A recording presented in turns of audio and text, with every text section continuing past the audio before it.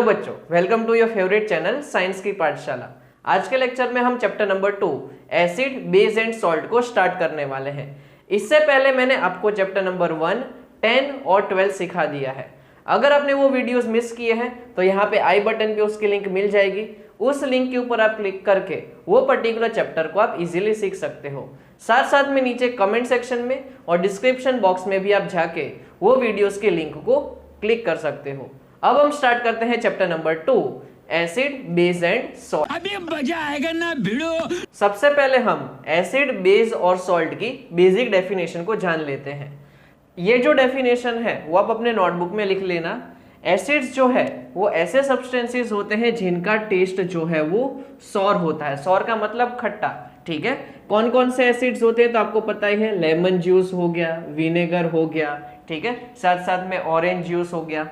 ऐसी कोई भी चीज जिसका टेस्ट सॉर है उनको हम क्या कहते हैं, एसिड्स। ये पार्ट आपको याद रखना है।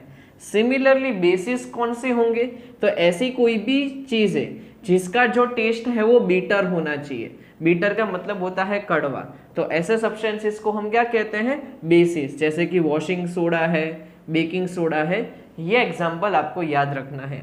और सॉल्ट्स क्या होते हैं, तो ऐसे सब्सटेंसेस जिनको हम एसिड और बेस को मिक्स करने के बाद ऑब्टेन करते हैं, ऐसे सब्सटेंसेस को कहा जाता है सॉल्ट। एक्चुअल में हम यहाँ पे जो एसिड है और बेस है उसको मिक्स करेंगे तो हमें मिल जाएंगे सॉल्ट, ठीक है। ये जो रिएक्शन है उसको न्यूट्रलाइजेशन रिएक्शन कहा जाता है, जिसको हम थोड़ी देर बाद डिस्कस करने वाले हैं। और एक सॉल्ट का एग्जांपल आपको पता है जिसको हम यूज करते हैं डेली लाइफ में, दैट इज सोडियम क्लोराइड, जिसको कहा जाता है कॉमन सॉल्ट, ठीक है। तो ये जो बेसिक पार्ट है वो आपको याद रखना है। हमारा फर्स्ट इंपॉर्टेंट टॉपिक है एसिड बेस इंडिकेटर्स, जिसमें से आपको डेफिनेटली 1 मार्क्स के क्वेश्चन पूछे जाते हैं। सबसे पहले आप इसकी डेफिनेशन नोट कर लो। ये एक ऐसे केमिकल सब्सटेंसेस हैं जिनको हम किसी भी एसिडिक या तो बेसिक मीडियम में मिक्स करेंगे तो इसकी वजह से सॉल्यूशन का कलर भी चेंज हो जाता है और ऑर्डर भी चेंज हो जाता है। तो ऐसे केमिकल सब्सटेंसेस को कहा जाता है एसिड बेस इंडिकेटर्स, ठीक है। ये पार्ट आपको याद रखना है। हम इनको जैसे ही एसिड या तो बेसिक मीडियम में मिक्स करेंगे तो पूरा जो सॉल्यूशन है उसका कलर भी चेंज हो जाता है और कुछ ऐसे सब्सटेंसेस होते हैं जिसकी वजह से ऑर्डर भी चेंज हो जाता है। तो ऐसे केमिकल सब्सटेंसेस को हम कहते हैं कि एसिड बेस इंडिकेटर्स। इसको हम क्यों यूज करते हैं, बिकॉज हमें कभी भी यहाँ पे किसी भी केमिकल सब्सटेंसेस को टेस्ट नहीं करना है। आपने अभी थोड़ी देर पहले देखा कि एसिड जो होते हैं उनका जो टेस्ट है वो सॉर है, जो बेसिस है उनका जो टेस्ट है वो बीटर है। हम कभी भी केमिकल को टेस्ट नहीं करते, इसलिए उसके जगह पे क्या यूज करते हैं, एसिड बेस इंडिकेटर्स, जो तुरंत ही कलर में चेंज ला देते हैं और ऑर्डर में चेंज ला देते हैं। अब ये जो एसिड बेस इंडिकेटर्स हैं वो टोटली 2 टाइप्स के होते हैं। एक ऐसा एसिड बेस इंडिकेटर्स है जिसकी वजह से कलर जो है वो चेंज हो जाता है एसिडिक और बेसिक मीडियम में। इसका बेस्ट एग्जाम्पल क्या है, तो लिटमस सॉल्यूशन। इसके बारे में आपने ऑलरेडी थोड़ा बहुत आइडिया लगाया ही होगा, स्कूल की लैब में भी देखा होगा। लिटमस सॉल्यूशन जो है वो एक्चुअल में पर्पल कलर का सॉल्यूशन होता है, जो एक्चुअल में लीचन प्लांट में से मिलता है, ठीक है। ये पार्ट आपको याद रखना है। हम लिटमस सॉल्यूशन को यूज नहीं करते, हम उसकी जगह पे यूज करते हैं लिटमस पेपर, ठीक है। जब भी हम लिटमस पेपर को एसिडिक मीडियम में जो है प्लेस करेंगे तो तुरंत ही वो जो ब्लू लिटमस पेपर है वो रेड में टर्न कर जाएगा। ये पार्ट आपको याद रखना है कि जो एसिड्स हैं वो ब्लू लिटमस को रेड कलर में कन्वर्ट करते हैं और जो बेसिस है वो रेड लिटमस को ब्लू में कन्वर्ट करते हैं। मैं इसके रिगार्डिंग एक टेबल भी आपको बनवा के दूंगा, ठीक है, तो वहां से भी आप टेबल को भी याद रख सकते हो। अभी के लिए ये पार्ट याद रखना है।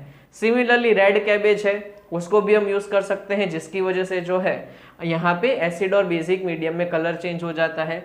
Similarly flowers of hydrangea plant, ठीक है, ये हमारा 3rd नंबर का इंडिकेटर है जिसकी वजह से कलर चेंज होता है। सिमिलरली हमें जो है दूसरे इंडिकेटर्स को भी स्टडी करना है जिसकी वजह से यहाँ पे ऑर्डर चेंज हो जाता है, और ये इंडिकेटर्स को कहा जाता है ऑल्फैक्टरी इंडिकेटर्स। ये पार्ट आपको याद रखना है। ऐसे इंडिकेटर्स जिसको हम यूज करेंगे जिसकी वजह से ऑर्डर चेंज हो जाएगा किसी भी एसिडिक या तो बेसिक मीडियम का, तो तुरंत ही इसको हम कह देंगे ऑल फैक्ट्री इंडिकेटर्स। यहाँ पे किसको हम यूज करते हैं, तो ऑनियन ऑर्डर्ड क्लोथ स्ट्रिप्स, ठीक है, एक ऐसा क्लोथ का स्ट्रिप जिसके अंदर हमने ऑनियन को रखा है, जिसकी वजह से ऑनियन की जो ऑर्डर है वो कंप्लीटली स्ट्रिप के अंदर आ चुकी है किसी भी कॉटन क्लोथ की, ठीक है, तो उसको भी हम इंडिकेटर के फॉर्म में यूज कर सकते हैं। साथ साथ में हम यहाँ पे वेनिला एसेंस को भी यूज कर सकते हैं। ये पार्ट आपको याद रखना है, 1 मार्क्स में इसमें से बहुत सारे क्वेश्चन पूछे जाते हैं। अब हम देखते हैं एग्जांपल्स ऑफ इंडिकेटर्स, जहां पे हम इंडिकेटर्स को कोई पर्टिकुलर सॉल्यूशन में पुट करेंगे तो उसकी वजह से कैसा कलर चेंज होता है, ये पार्ट आपको याद रखना है। जैसे कि हमारे पास फर्स्ट इंडिकेटर है लिटमस सॉल्यूशन, ठीक है, जिसको लिटमस पेपर के फॉर्म में भी कई बार यूज किया जाता है। तो जब भी लिटमस सॉल्यूशन को हम यहाँ पे न्यूट्रल सॉल्यूशन के अंदर डालेंगे तो उसका कलर जो है वो पर्पल ही रहेगा। नेक्स्ट है जब हम उसको एसिडिक सॉल्यूशन में डालेंगे तो एसिडिक सॉल्यूशन के अंदर ये जो लिटमस सॉल्यूशन है वो बन जाएगा रेड कलर में कन्वर्ट, और लास्ट में बेसिक सॉल्यूशन के अंदर जो है ये लिटमस जो है वो ब्लू कलर में हो जाएगा, ठीक है, ये पार्ट आपको याद रखना है। सिमिलरली आपको ऐसा भी याद रख सकते हो कि यहाँ पे एसिडिक सॉल्यूशन में ब्लू लिटमस जो है वो रेड में कन्वर्ट हो जाता है और बेसिक सॉल्यूशन में रेड लिटमस जो है वो ब्लू में कन्वर्ट हो जाएगा। सिमिलरली रेड कैबेज के बारे में भी आपको याद रखना है, ये जो रेड कैबेज के लीव्स होते हैं उसका जो एक्सट्रैक्ट मिलता है वो न्यूट्रल सॉल्यूशन में रेड कलर शो करता है, एसिडिक सॉल्यूशन में भी रेड और बेसिक सॉल्यूशन में वो ग्रीन कलर शो करता है। मतलब कि अगर ग्रीन कलर में कन्वर्ट हो गया दैट मीन्स हमें पता चल जाएगा कि वो जो सॉल्यूशन है वो कैसा होगा, बेसिक नेचर का होगा।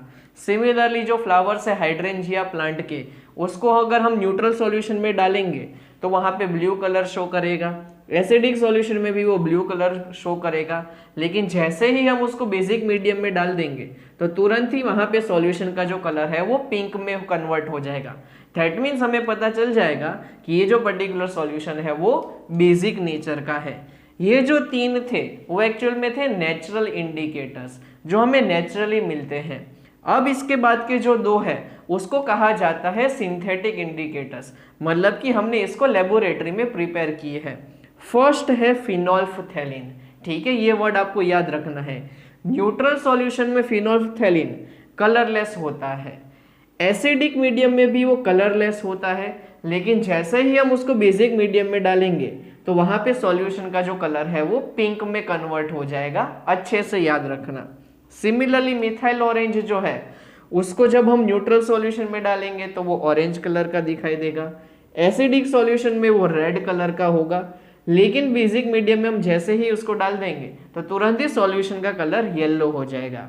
ये कुछ ऐसा पार्ट है जिसमें से 1 मार्क के क्वेश्चन पूछे जाते हैं, इसको अच्छे से अपनी नोटबुक में नोट कर लेना और याद भी रख लेना। नेक्स्ट हम देखते हैं ऑल फैक्ट्री इंडिकेटर्स। यहाँ पे हम ऑर्डर के बारे में डिस्कस करने वाले हैं। सपोज हमारे पास यहाँ पे ऐसी क्लोथ स्ट्रिप्स है जिसके अंदर ऑलरेडी ऑनियन का ऑर्डर है, मतलब कि ऑनियन की स्मेल ऑलरेडी ये क्लोथ के अंदर प्रेजेंट है।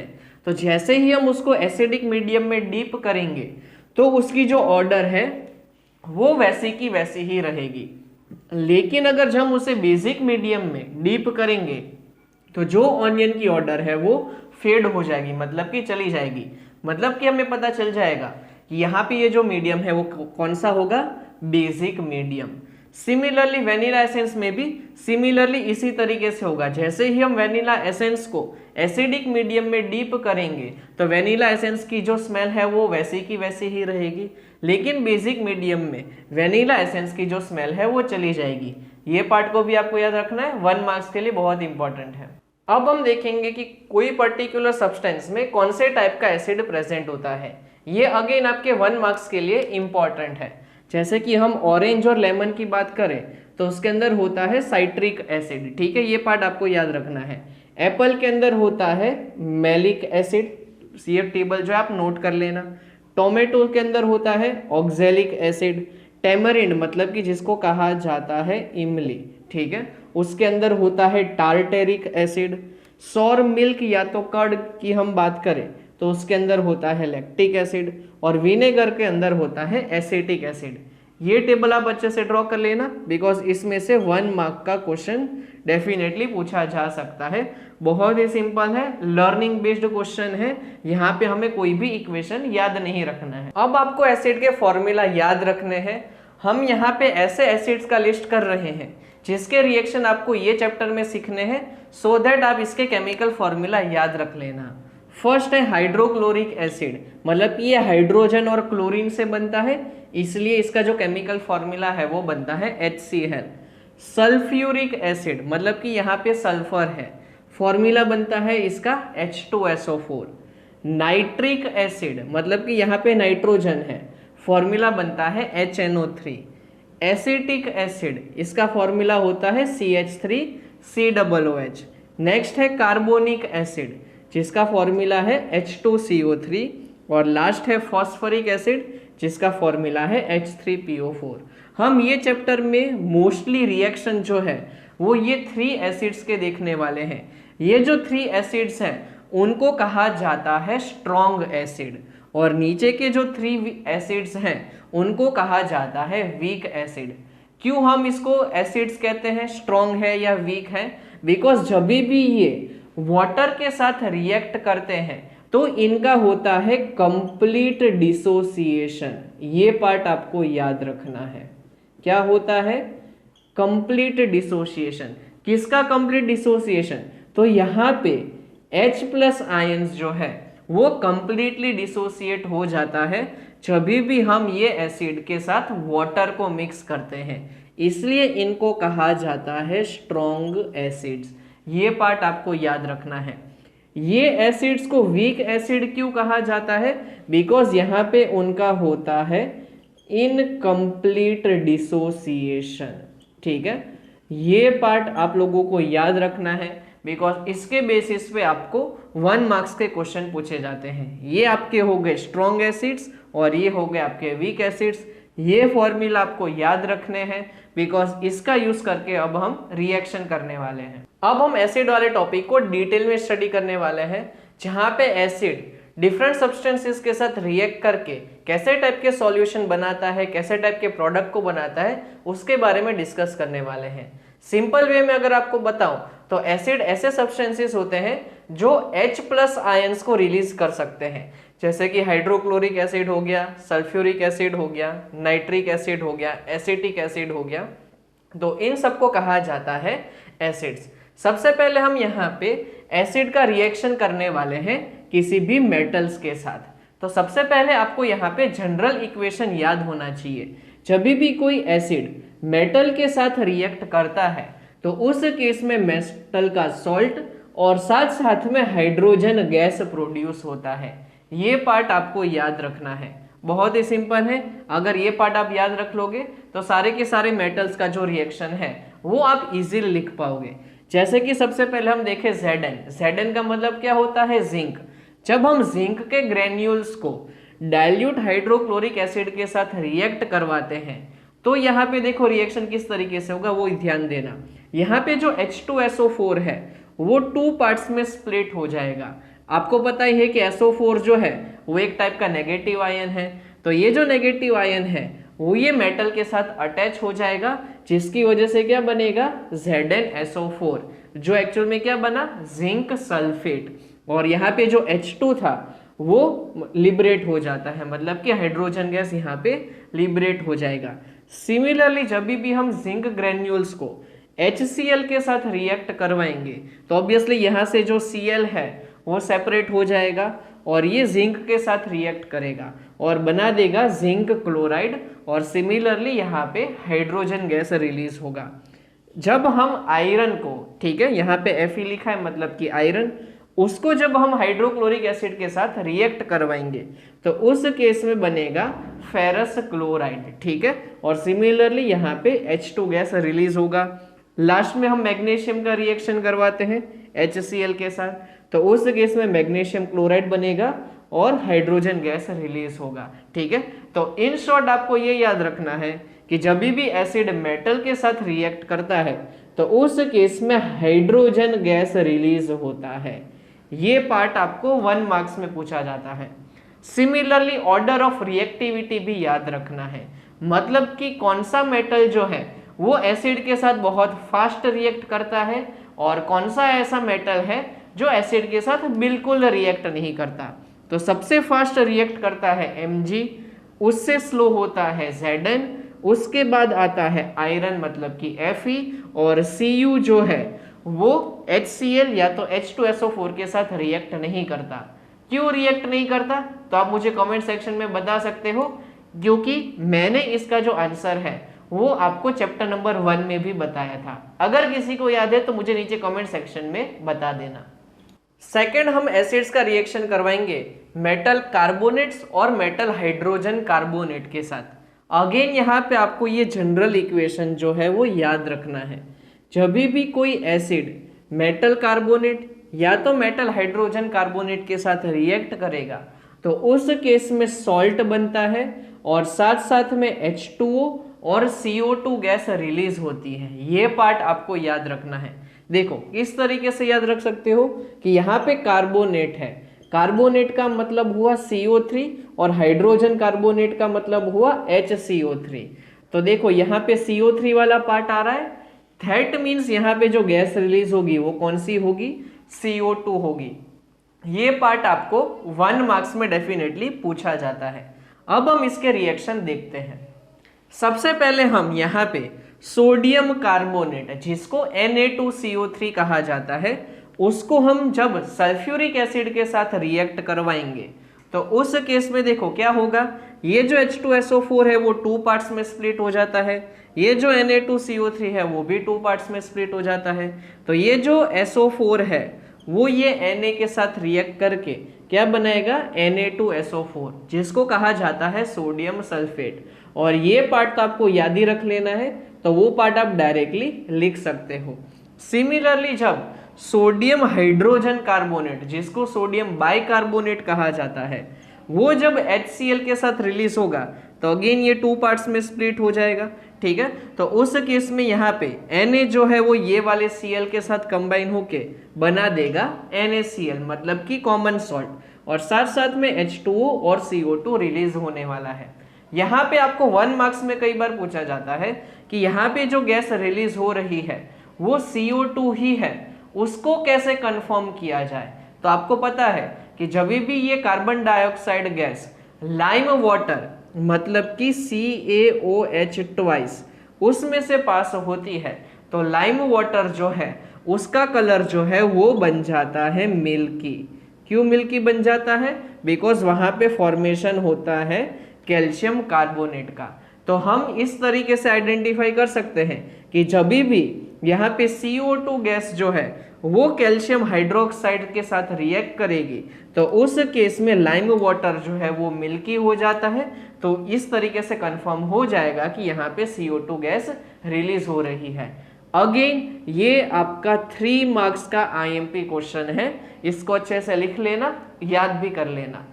अब हम देखते हैं एसिड के नेक्स्ट रिएक्शन जिसको कहा जाता है न्यूट्रलाइजेशन रिएक्शन। जब कोई भी एसिड बेस के साथ रिएक्ट करता है जिसकी वजह से सॉल्ट एंड वाटर का फॉर्मेशन हो तो ऐसे टाइप के रिएक्शन को हम कहेंगे न्यूट्रलाइजेशन रिएक्शन। ये आपको 2 मार्क्स से लेके 3 मार्क्स में डेफिनेटली पूछा जाता है। ये रिएक्शन को आप अच्छे से याद रख लेना। सबसे पहले हम एसिड की बात करें तो यहाँ पे हमने लिया है हाइड्रोक्लोरिक एसिड।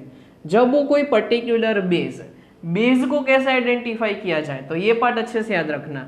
जो भी पीछे OH आता है किसी भी मेटल के साथ तो उस केस में कहा जाता है कि ये जो सब्सटेंस है वो बेसिक नेचर का है। एसिड में से क्या रिलीज होता है तो H+ आयन, बेस में से क्या रिलीज होगा तो OH- आयन। ठीक है, ये पार्ट आपको याद रखना है। तो जब भी यहाँ पे रिएक्शन होगा तो उस केस में इसको 2 पार्ट्स में डिवाइड कर दो तो H और Cl, इसको 2 पार्ट्स में डिवाइड कर दो तो Na और OH। तो ये वाला जो Na है वो ये वाले Cl के साथ रिएक्ट करके बना देगा NaCl, और ये OH और ये जो H है वो मिलके बनाएगा H2O। तो इस तरीके से हमें यहाँ पे सॉल्ट मिलता है सोडियम क्लोराइड। सिमिलरली जब हम सल्फ्यूरिक एसिड को रिएक्ट करवाएंगे सोडियम हाइड्रोक्साइड के साथ तो वापिस से इसको स्प्लिट कर दो तो यहाँ पे जो Na है वो ये वाले SO4 के साथ रिएक्ट करके बना देगा Na2SO4 और ये OH और ये H मिलके बना देगा वाटर। तो यहाँ पे मिलेगा आपको सोडियम सल्फेट। सिमिलरली जब हाइड्रोक्लोरिक एसिड पोटेशियम हाइड्रोक्साइड के साथ रिएक्ट करेगा तो उस केस में अगेन आपको मिलेगा KCl और H2O। ये रिएक्शन को याद रख लेना, डेफिनेटली आपके 2 मार्क्स पक्के हो जाएंगे। नेक्स्ट हम देखते हैं 4th नंबर का रिएक्शन, जहां पे एसिड्स जो है वो मेटल ऑक्साइड के साथ रिएक्ट करेंगे। मेटल ऑक्साइड के साथ जब भी एसिड रिएक्ट करते हैं तो उस केस में वापिस से सॉल्ट एंड वाटर बनता है। यह तो ऐसा रिएक्शन हुआ जो हमने थोड़ी देर पहले देखा था, जब भी एसिड बेस के साथ रिएक्ट करते थे ना तो उस केस में भी सॉल्ट एंड वाटर ही बनता था। दैट मीन्स यहाँ पे हमें ये पता चलता है कि मेटल के जो ऑक्साइड है उनका जो नेचर है वो होता है बेस जैसा, मतलब कि they are basic in nature. ये डेफिनेटली आपको MCQ के फॉर्म में या तो फिल इन द ब्लैंक्स में पूछा जाता है, इसलिए इसको एक IMP पॉइंट मार्क करना। मेटल का ऑक्साइड जो है, मान लो हम यहाँ पे ले लेते हैं कैल्शियम ऑक्साइड, ठीक है। कैल्शियम जो है वो मेटल है, उसके साथ ऑक्सीजन है, मतलब कि ये हो गया मेटल का ऑक्साइड। जब ये हाइड्रोक्लोरिक एसिड के साथ रिएक्ट करेगा तो अगेन इसको स्प्लिट कर दो आप यहाँ पे 2 पार्ट्स में। तो ये जो कैल्शियम है वो कॉपर के साथ रिएक्ट करेगा, सॉरी ये जो कैल्शियम है वो क्लोरीन के साथ रिएक्ट करेगा, तो उस केस में क्या बनेगा, कैल्शियम क्लोराइड, और साथ साथ में यहाँ पे रिलीज होगा वाटर। सिमिलरली जब कॉपर ऑक्साइड हाइड्रोक्लोरिक एसिड के साथ रिएक्ट करेगा, अगेन इसको 2 पार्ट्स में स्प्लिट कर दो। ये जो कॉपर है वो ये वाले क्लोरीन के साथ रिएक्ट करेगा तो बनेगा कॉपर क्लोराइड और रिलीज होगा वाटर। यहाँ पे एक और पॉइंट याद रखना है, कॉपर ऑक्साइड जो है वो एक्चुअल में ब्लैक कलर का पाउडर होता है, और इसके बाद जो रिएक्शन होता है जिसमें कॉपर क्लोराइड मिलता है वो ग्रीन कलर में कन्वर्ट हो जाता है। ये 1 मार्क्स में आपको पूछा जाता है, इसलिए इसको अच्छे से याद कर लेना। अब हम करते हैं एक एक्सपेरिमेंट जो आपको 3 मार्क्स में पूछा जाता है। आपको ये प्रूव करना होता है एक्सपेरिमेंट के थ्रू कि एसिड्स जो है वो इलेक्ट्रिसिटी को कंडक्ट करते हैं। सबसे पहले आप यहाँ पे एक्सपेरिमेंटल सेटअप को समझ लो। सबसे पहले हम लेते हैं यहाँ पे बीकर, ठीक है, जो एक ग्लास का होता है। उसके अंदर हम पर्टिकुलर एसिड के सॉल्यूशन को प्लेस करते हैं। यहाँ पे हमने लिया है डाइल्यूट हाइड्रोक्लोरिक एसिड, ठीक है। साथ साथ में हमने यहाँ पे लिया है रबर का कॉर्क जो एक टाइप का इंसुलेटर है। उसके ऊपर हमने अटैच किए हैं आयरन के नेल्स, ठीक है। और ये जो आयरन के नेल्स हैं वो एक दूसरे के साथ डायरेक्टली कांटेक्ट में नहीं है, वो कांटेक्ट में आते हैं रबर के कॉर्क के साथ जो एक टाइप का इंसुलेटर है। अब ये जो आयरन के नेल है उसके साथ कनेक्टेड होता है बल्ब, मतलब कि मान लो कि अगर ये बल्ब ग्लो करेगा दैट मीन्स ये जो यहाँ पे एसिड है वो इलेक्ट्रिसिटी को कंडक्ट करता होगा। अगर बल्ब ग्लो नहीं करेगा दैट मीन्स यहाँ पे इलेक्ट्रिसिटी कंडक्ट नहीं होगी। ये बल्ब के साथ आगे कनेक्टेड है एक स्विच जो ऑन और ऑफ करने के काम में आएगी, और ऑब्वियसली हम यहाँ पे एक पावर का सोर्स अटैच करते हैं बैटरी। ये वाला जो एंड है वो पॉजिटिव के साथ कनेक्टेड है और ये वाला पार्ट जो है वो नेगेटिव के साथ कनेक्टेड है। जैसे कि आपको पता है कि यहाँ पे आयरन के नील्स जो है वो एक दूसरे के साथ डायरेक्टली कनेक्टेड नहीं है। जैसे ही हम यहाँ पे स्विच ऑन करते हैं तो यहाँ पे ये जो बल्ब है वो तुरंत ही ग्लो करेगा, ठीक है। ये पार्ट आपको याद रखना है। क्यों ग्लो करेगा, तो उसका एक रीजन है। यहाँ पे जो है वो सॉल्यूशन कौन सा है, HCl का सॉल्यूशन। जब भी हम HCl के सॉल्यूशन में से इलेक्ट्रिसिटी को प्लस करेंगे तो यहाँ पे प्रोड्यूस होते हैं H+ आयंस, ठीक है। ये पार्ट आपको याद रखना है। और ये जो H+ आयंस है वो एनर्जी को कैरी करते हैं, और एनर्जी को कैरी करेंगे दैट मीन्स यहाँ पे बल्ब ग्लो होगा। सिमिलरली जो बेसिस होते हैं उसमें OH- आयंस रिलीज होते हैं, और उसी की वजह से यहाँ पे इलेक्ट्रिसिटी कंडक्ट होती है। अब आपको क्वेश्चन में ये आता होगा कि अगर किसी भी सब्सटेंस के अंदर अगर हाइड्रोजन प्रेजेंट है तो वो क्या डेफिनेटली इलेक्ट्रिसिटी कंडक्ट करेगा, तो आंसर इज नो। यहाँ पे आपको एक गिव रीजन का क्वेश्चन पूछा जाता है, जैसे कि इथाइल अल्कोहल है जिसका फॉर्मूला है C2H5OH और दूसरा है ग्लूकोज C6H12O6। इसके अंदर भी हाइड्रोजन है, इसके अंदर भी हाइड्रोजन है, लेकिन ये दोनों ऐसे सब्सटेंसेस हैं जो इलेक्ट्रिसिटी को कंडक्ट नहीं करते। ऑब्वियसली रीजन क्या होगा, क्योंकि यहाँ पे H+ आयंस जो है वो रिलीज नहीं होते जब हम इलेक्ट्रिसिटी को पास करते हैं। तो सिंपल इसका जो कंक्लूजन है वो ये बनता है कि HCl सॉल्यूशन जो है वो H+ आयन को रिलीज करता है, जिसकी वजह से इलेक्ट्रिसिटी कंडक्ट होगी। यहाँ पे हमारा एसिड वाला टॉपिक खत्म होता है। आई होप आपको पूरा ये जो एसिड का टॉपिक है वो अच्छे से समझ में आया होगा। फिर भी अगर आपको कोई डाउट है तो आप मुझे नीचे कमेंट सेक्शन में पूछ सकते हो, मैं तुरंत ही आपके डाउट्स को क्लियर कर दूंगा। साथ में मैंने यहाँ पे YouTube शॉर्ट्स को भी अपलोड करना स्टार्ट कर दिया है। YouTube शॉर्ट्स जो है वो एक्चुअल में फनी वीडियो होते हैं, जहाँ पे मैंने आपको फिजिक्स और केमिस्ट्री के जो कॉन्सेप्ट्स हैं वो बहुत ही कम टाइम में, मतलब कि सिर्फ 10 सेकेंड्स में समझाने का ट्राई किया है। इससे जो है आप फिजिक्स और केमिस्ट्री को और अच्छे से समझ पाओगे। अगर ये वीडियो आपको पसंद आया तो इस वीडियो को लाइक कर देना, चैनल को सब्सक्राइब कर देना और अपने फ्रेंड्स और फैमिली में इसको शेयर कर देना, और साथ में YouTube शॉर्ट्स भी देखते रहना। अंटिल देन गुड बाय, मिलते हैं हम नेक्स्ट वीडियो में।